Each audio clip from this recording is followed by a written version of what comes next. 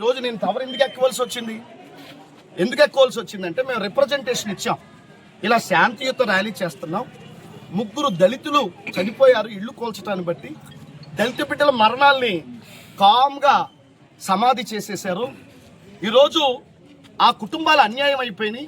ఈ అధికారుల చర్యల వల్ల వాళ్ళు చనిపోవాల్సినటువంటి పరిస్థితి ఏర్పడింది. ఇంకా నియోజకవర్గంలో చాలామంది కుటుంబాలు బిక్కుమని ఏడుస్తున్నాయి. ఎప్పుడు ఇల్లు కూల్చేస్తారో అనేటటువంటి భయభ్రాంతులకు లోని ఇంకెంతమంది చచ్చిపోతారో అని చెప్పి విషయాన్ని ప్రభుత్వం దృష్టికి తీసుకువెళ్ళాలని చెప్పి మేము ఆలోచన చేస్తే రాత్రి పర్మిషన్ ఇచ్చినట్టు ఇచ్చి పోలీసు వారు క్యాన్సిల్ చేసి మా నాయకులు ఇళ్ల దగ్గరికి 4:30కే పోలీసు వారిని పంపించి హౌస్ అరెస్టులు చేయించి ప్రజల్ని ఎక్కడోళ్ళు అక్కడే హౌస్ అరెస్టులు చేయించి పోలీసు వారిని ఉపయోగించుకుని నేను పోలీసు వారిని నేను అవమానించట్లా.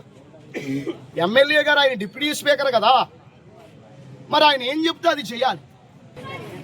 పేదల కన్నీళ్లు గల్లీ లీడర్లకి పట్టట్ల.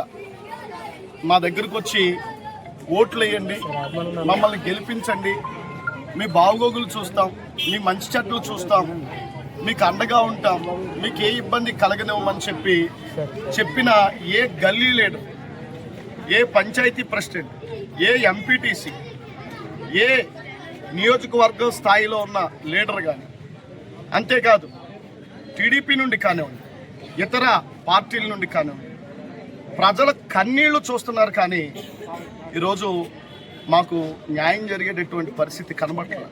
అంటే పేదలు మీకు ఓట్లేసి గెలిపించింది పేదలు ఇల్లు కూల్చమనా? ఈ నియోజకవర్గంలో ధనిక వర్గం ఎంతమంది ఉన్నారు, పేద వర్గం ఎంతమంది ఉన్నారు? పేదలు ఓట్లేస్తే గెలిచారా, ధనికులు ఓట్లేస్తే గెలిచారా? ఈరోజు మా బాధ అధికారులు పట్టించుకోవట్లేదు. ఎవరికి నా బీసీలకి, నా ఓసీ సోదరులకి ఈరోజు నియోజకవర్గంలో అన్యాయం జరుగుతుంది. మైనారిటీ ముస్లిం సోదరులకు అన్యాయం జరుగుతుంది. ఈరోజు